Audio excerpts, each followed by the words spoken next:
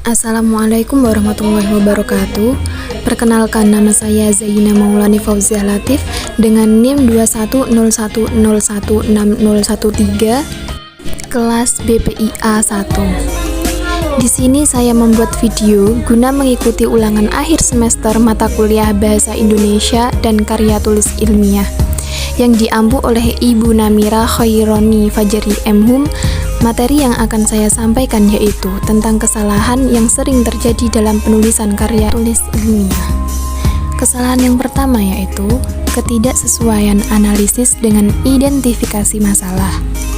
Kekeliruan umum yang paling banyak dijumpai adalah identifikasi masalah yang tidak sesuai dengan analisisnya. Penyusun juga tidak menerapkan teori saat melakukan penelitian. Hal ini umum terjadi pada skripsi yang ditulis oleh mahasiswa jenjang sarjana. Contohnya yaitu, pertanyaan penelitian ada 2, tetapi ternyata analisisnya ada 3, atau malah sebaliknya seperti itu. Kesalahan yang kedua yaitu, tidak fokus ke dalam masalah. Penyusun sering tidak fokus dalam menjelaskan tema penelitiannya. Hal ini terlihat dari bab pertama atau pendahuluan suatu karya ilmiah. Kadang mereka menulis pendahuluan untuk menjelaskan paparan yang terlalu luas, padahal dianjurkan agar penyusun itu sebaiknya fokus langsung menjelaskan tema penelitian. Problem yang ketiga yaitu kesalahan berbahasa. Kesalahan berbahasa juga menjadi kekeliruan yang kerap dijumpai para karya ilmiah. Hal ini terlihat dari segi penulisan maupun logika berbahasanya. Dari segi kesalahan penulisan, rata-rata penyusun tidak bisa membedakan antara kalimat tunggal dan majemuk. Salah satu contohnya yaitu penggunaan kalimat majemuk yang tidak lengkap. Nah, kekeliruan ini menggunakan tanda baca, kaidah penulisan huruf kapital, hingga memilih kata juga banyak dijumpai dalam karya ilmiah. Sementara dari sisi logika berbahasa, kebanyakan karya ilmiah memiliki kelemahan di sisi tersebut. Logika kalimat merupakan hal yang penting, tetapi banyak yang tidak mengindahkan. Contohnya yaitu, salah satu logika berbahasa yang keliru adalah pemakaian konjungsi atau kata hubung dalam satu kalimat. Terkadang ada penulisan yang menggunakan 2 konjungsi atau lebih dalam satu kalimat.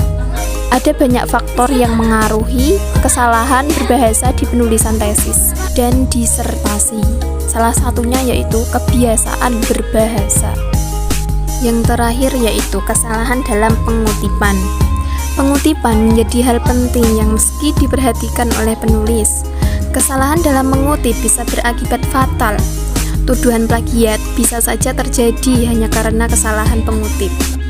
Ada sejumlah aturan pengutipan berdasarkan standar sitasi yang dikeluarkan oleh organisasi American Psychological Association atau bisa kita sebut dengan APA. Aturan yang pertama yaitu kutipan langsung yang berupa kata, frasa, klausa, atau kalimat yang terdiri atas tidak lebih dari 3 baris. Dapat dimasukkan ke dalam teks dengan jarak tetap diikuti dengan nama penulis, tahun, dan halaman. Aturan yang kedua yaitu kutipan langsung yang terdiri dari 4 baris atau lebih. Titik terpisah dari teks dengan jarak 1 spasi dan menjorok masuk 5 ketukan dari margin kiri teks. Diikuti nama penulis, tahun, dan halaman, dibubui tanda kutip 2. Yang terakhir yaitu kutipan tidak langsung yang menggunakan gagasan atau pemikiran seorang penulis buku, artikel, dan lain-lain. Walaupun disusun dengan menggunakan kata-kata sendiri, harus menyantumkan nama. Apabila perlu, dapat pula dicantumkan judul karya tulisnya dan tahun buku atau artikel yang ditulis.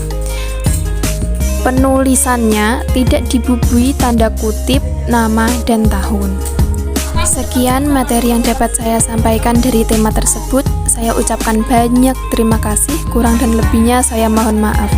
Wassalamualaikum warahmatullahi wabarakatuh.